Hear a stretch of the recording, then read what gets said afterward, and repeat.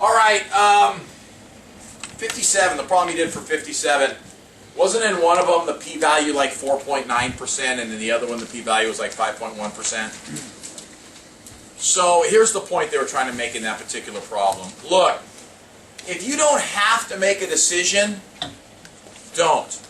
Now in some situations you got to make a decision. Am I putting this pill on the market or not? I got to make a decision, yes or no. Okay, so I have to set an alpha level and I got to stick to it. If I'm going to put someone in jail or not, I have to make a decision, yes or no. So you got to have beyond a reasonable doubt, you've got to go one direction or the other and you got to stick to it. But in a lot of situations, you don't have to make a decision. There's no decision that necessarily has to be made. So therefore, in that kind of situation, rather than set a significance level and then go one direction or the other, just give the person the p-value and let them make the decision. You know, a p-value of 4.9% means, well, 4.9% of the x-bars are like that if the true mean is what they say it is. A 5.1% p-value, 5.1% of the x-bars are like that. There's no real difference between those two. Let the person decide. If you gave someone a p-value of 4.9% and 5.1%, they're probably going to make whatever decision they're going to make based on that p-value. So that's what they're saying here. If you don't have to make a decision, you don't even have to set a significance level. Just present the p-value. So you're really just kind of doing the first sentence of your conclusion. All right, the next thing, don't get too excited about the word statistically significant. I've given you, I've been building up the word statistically significant for the last 3 days. Now I'm telling you to just take it easy, okay? Maybe it's not the end all. For example, understand the difference between statistically significant and practically significant.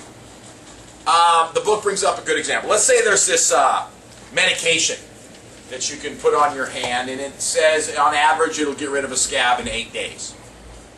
By the way, I mean, just don't grow old. Like I got a son. If he gets a scab, we can actually sit and watch it heal, right? If I get a scab like 8 years later, my scab goes away. For some reason, your body's not as good as it used to be. But anyway, so let's say there's this medication. On average, it takes 8 days for a scab to go away. Okay, you go and have this new ointment, and then you go and you do your test, and you go find your p-value, and you find out that this new ointment is statistically significantly better than the old ointment.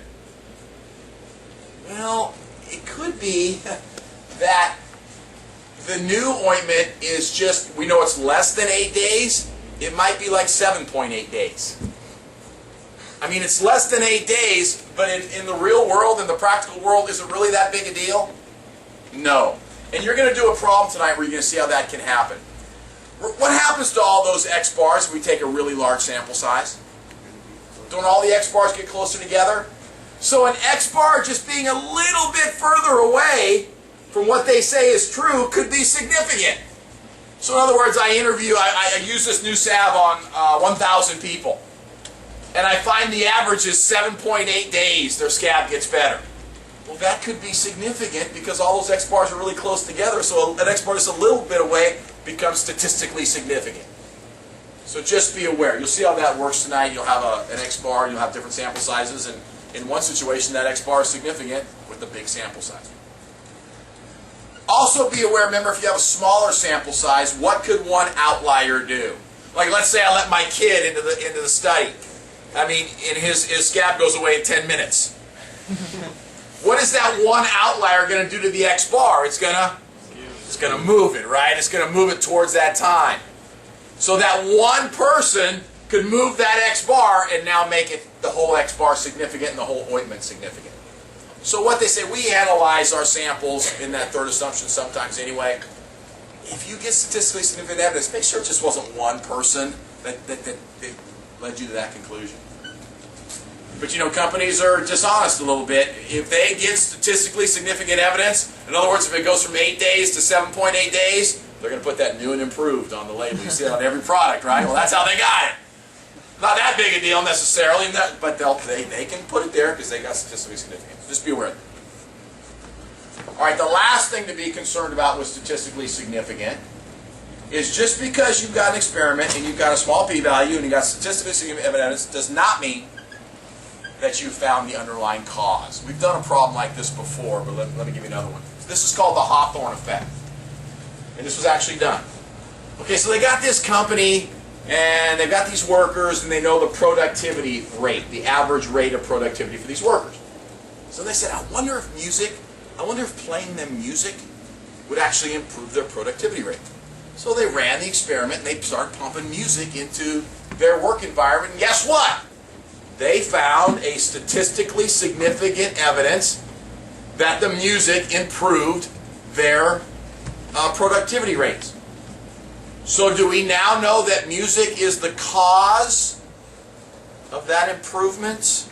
In other words, can you think of any potential lurking variables in this problem where it might be something other than the music?